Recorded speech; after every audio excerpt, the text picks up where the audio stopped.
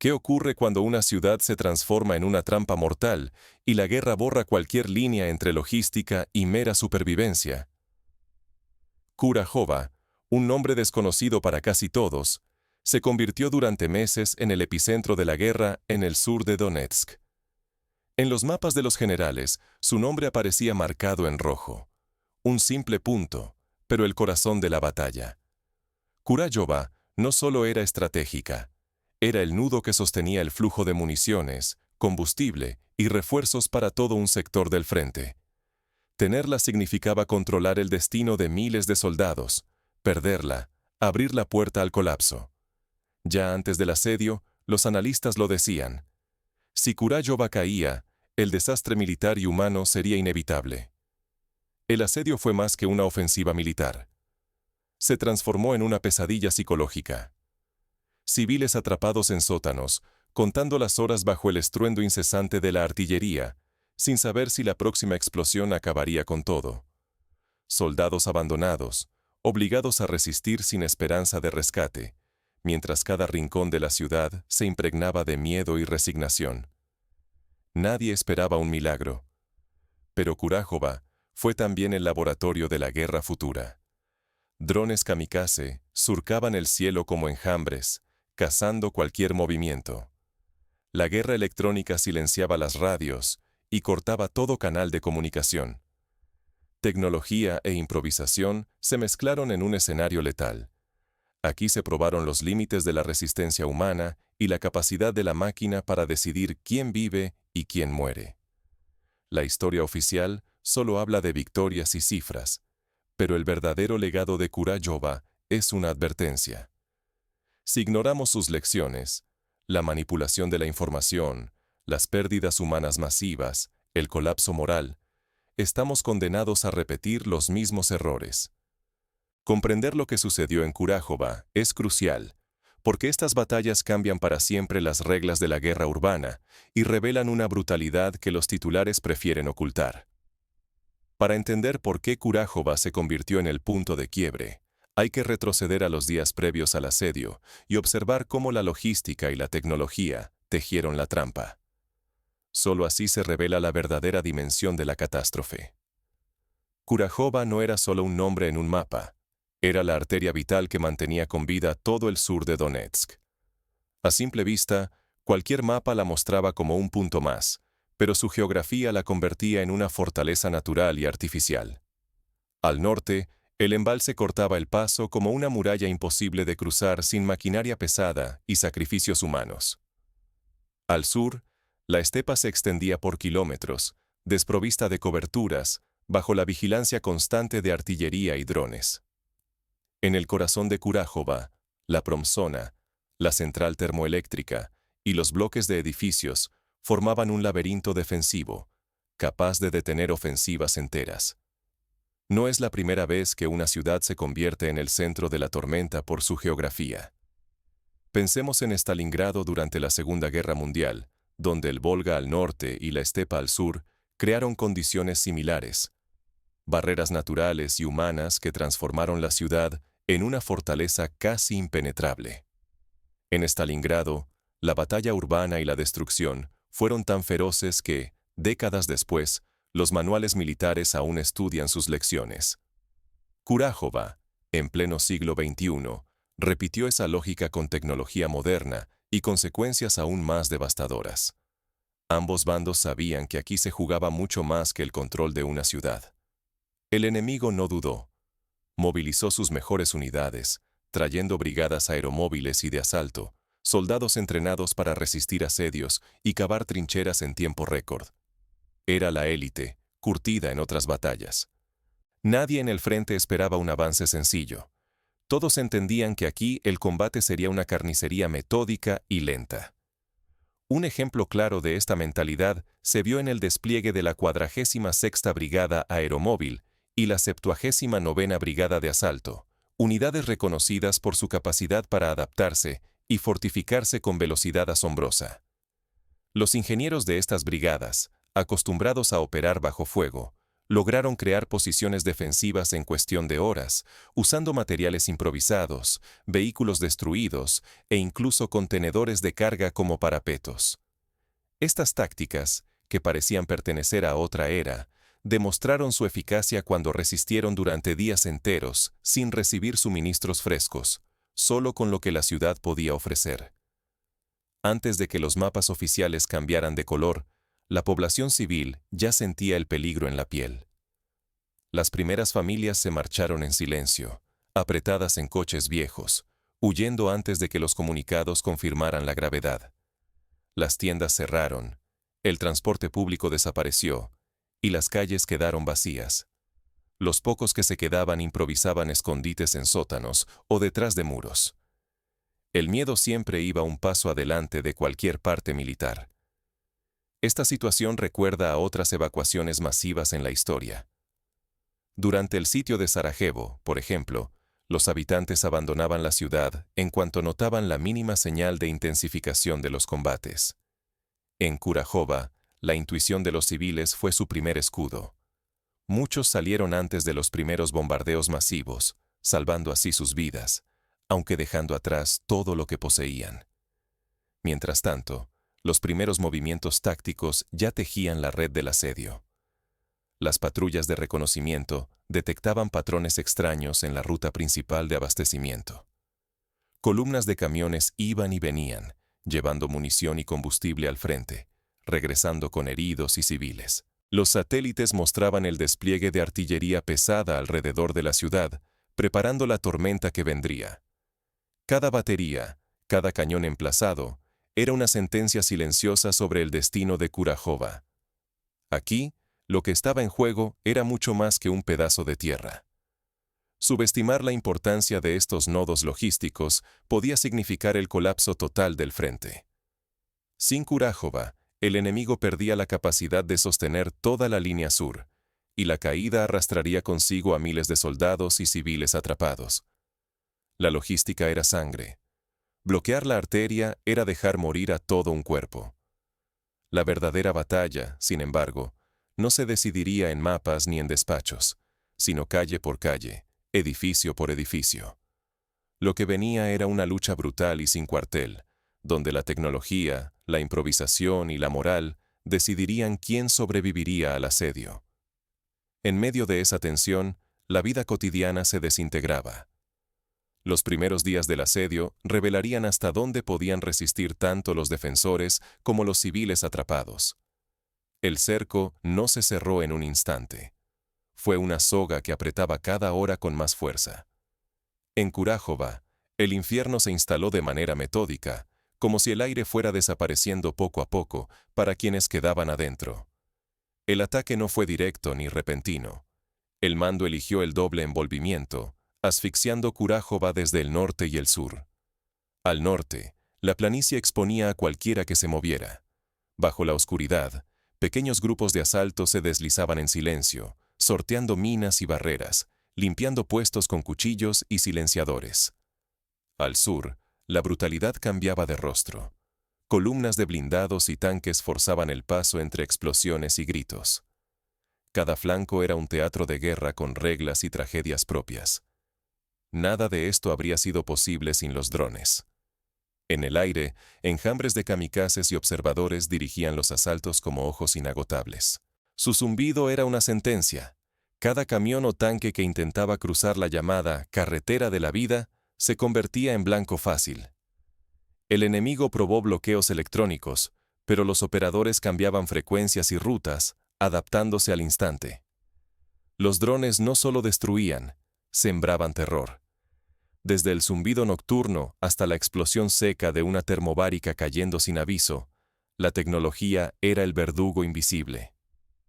La logística, alguna vez el corazón de la defensa, colapsó. La carretera de la vida dejó de ser arteria y se volvió trampa mortal. Vehículos incendiados, conductores abandonando sus cargas, ambulancias inmóviles. Cada convoy que intentaba entrar era destruido antes de llegar. Sin munición, sin comida, la resistencia comenzó a resquebrajarse.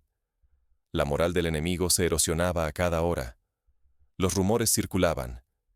Ya vienen refuerzos, resistan un poco más. Pero en realidad, no había rescate. El mando, lejos del frente, exigía aguantar mientras los soldados, dispersos en ruinas y sótanos, solo escuchaban explosiones y promesas vacías. Las comunicaciones fallaban, las órdenes se contradecían, y el caos reinaba. En el aire, los mensajes de despedida nunca enviados flotaban entre la resignación y el miedo. Cuando el cerco se cerró por completo, llegó la etapa más brutal. La lucha en la Promzona, el corazón industrial de Kurájova. Fábricas convertidas en fortalezas, pasillos donde el combate era cuerpo a cuerpo. Cada metro costaba vidas. Los asaltos empleaban termobáricas, armas diseñadas para devastar espacios cerrados, multiplicando el sufrimiento. Se cavaron túneles para sorprender o escapar, pero la muerte acechaba incluso bajo tierra. Los contraataques eran breves, ahogados bajo la artillería y la supremacía tecnológica. La gran apuesta, resistir hasta el último cartucho, se transformó en una trampa. El fracaso logístico y de mando condenó a los defensores a una tragedia sin sentido, convertidos en símbolos sacrificados para la propaganda. Cada error multiplicó el sufrimiento, cada promesa rota dejó cicatrices. Y lo peor aún no había llegado.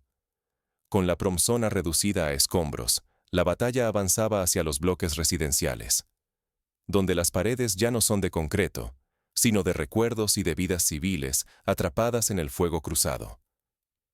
Ahora, la resistencia y la desesperación se mezclan en pasillos y apartamentos, donde ya no hay líneas claras entre combatientes y víctimas.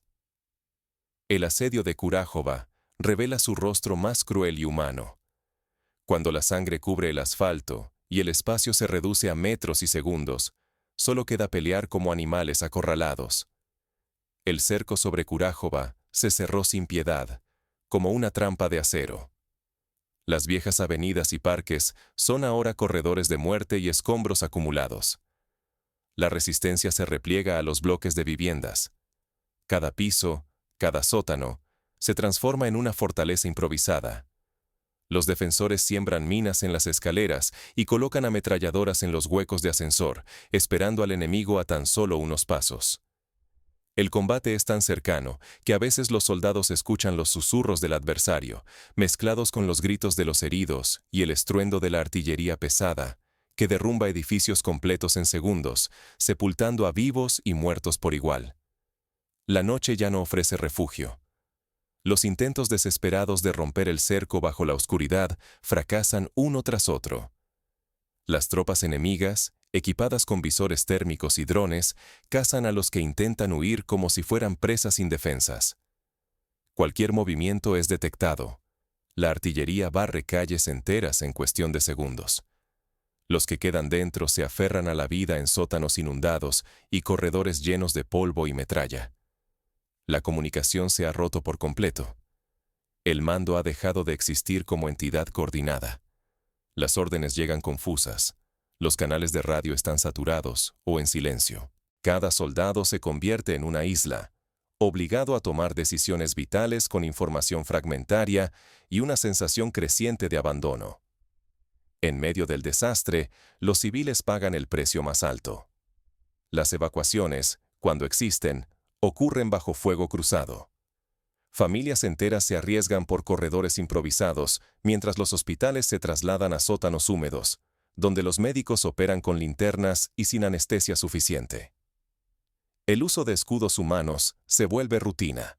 Soldados atrincherados en viviendas ocupadas por ancianos, mujeres y niños, esperando retrasar el avance enemigo o disuadir un asalto directo. La línea entre combatiente y víctima se borra. Kurájova deja de ser un objetivo militar y se convierte en una advertencia brutal sobre la crueldad moderna. Esta táctica, tristemente frecuente en guerras urbanas, recuerda la batalla de Mosul en el año 2017, donde los civiles, atrapados entre las fuerzas enfrentadas, sufrían bombardeos indiscriminados y eran utilizados como protección involuntaria por los combatientes. En ambas ciudades, la población civil quedó a merced de la violencia y la indiferencia de los bandos, evidenciando la necesidad urgente de proteger a los inocentes en medio de la destrucción. La pérdida total de control ya es visible. El orden desaparece. La lógica militar cede ante la supervivencia más básica. Las bajas se cuentan por centenas cada pocas horas, pero nadie puede precisar cifras exactas.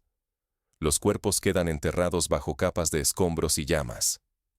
El cerco se transforma en una masacre sin sentido, donde cada metro cuesta decenas de vidas y cada orden errada sella el destino de barrios enteros. La tecnología observa desde arriba, detectando manchas de calor.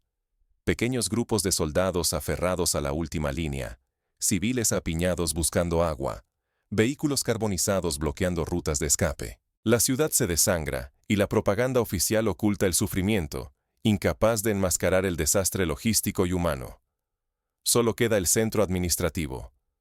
Entre pilas de papeles, banderas chamuscadas y paredes perforadas, se agrupan los últimos defensores y los pocos civiles que aún creen en un milagro. Saben que el final está cerca, pero la esperanza se mide en minutos, no en días. El cerco es total. La batalla por Kurahova ya no es una operación militar. Es un testimonio de descomposición, sufrimiento y el precio inhumano de la guerra urbana. El silencio previo al asalto final es tan denso como el humo que cubre la ciudad. Pronto, la última defensa se romperá, y lo que sigue será contado solo por los sobrevivientes. El eco de Kurahova resonará mucho después de que las armas enmudezcan. La victoria en Kurahova no se midió en metros recuperados ni en posiciones marcadas sobre mapas, sino en la capacidad para cortar líneas de suministro y soportar la presión sin quebrarse. Más allá de la valentía individual, fue la logística la que selló el destino de la ciudad. El primer golpe mortal llegó cuando la carretera principal, la arteria por donde llegaban municiones, agua y refuerzos, fue convertida en un corredor de muerte por la artillería y los drones. Cada camión destruido era un latido menos en el corazón de los defensores. En pocos días, el cerco se cerró, tan preciso como una garra de acero. La tecnología moderna inclinó la balanza.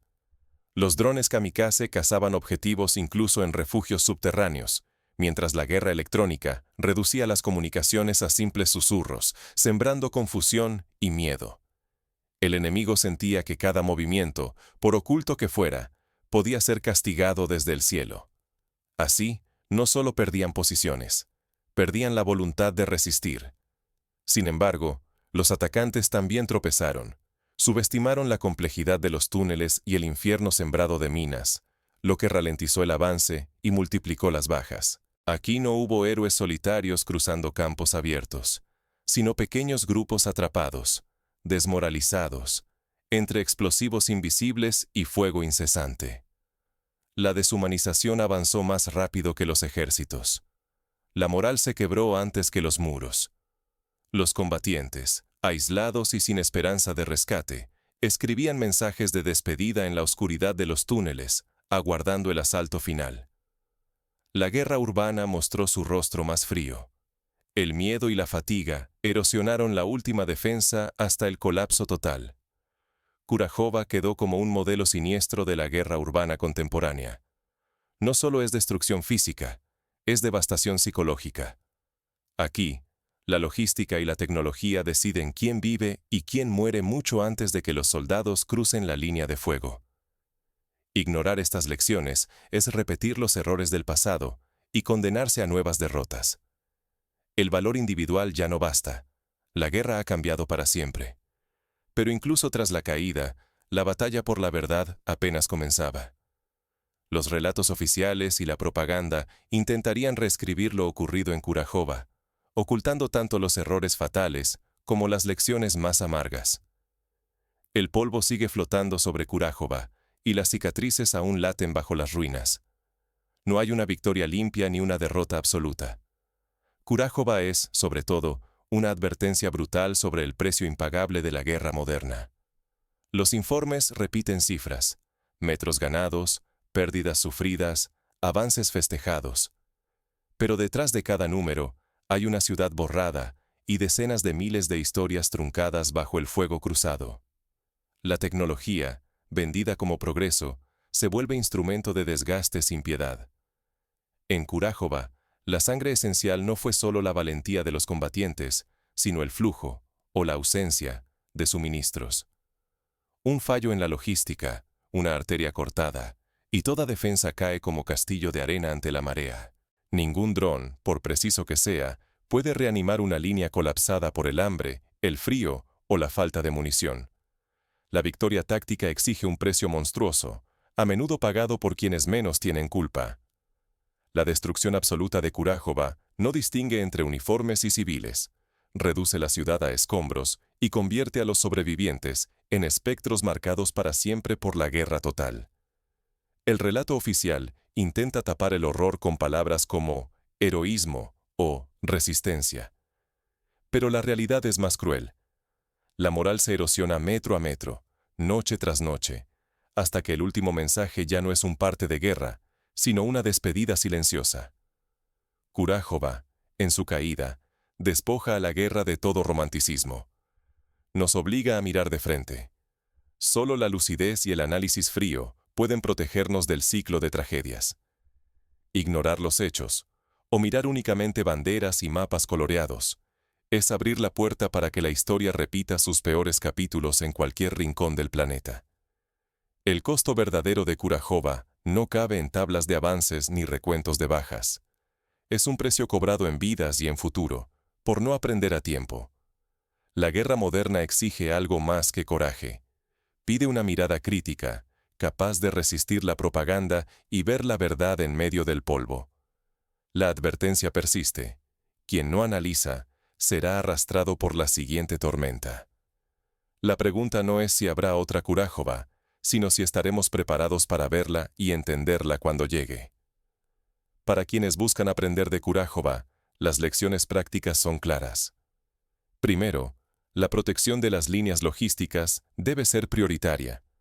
Un comandante moderno debe asignar recursos a la defensa de rutas críticas, usar patrullas de reconocimiento constantes y desplegar contramedidas electrónicas para proteger convoys.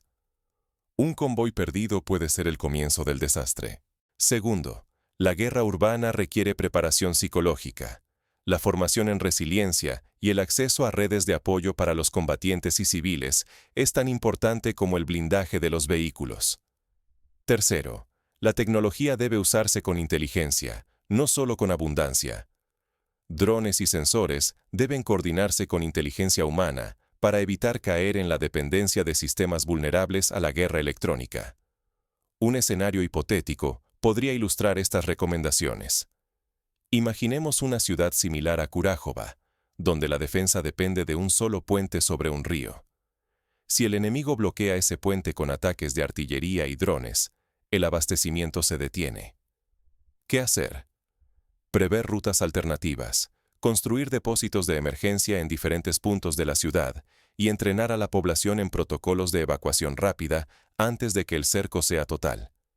De este modo, una comunidad puede resistir más tiempo y reducir el costo humano.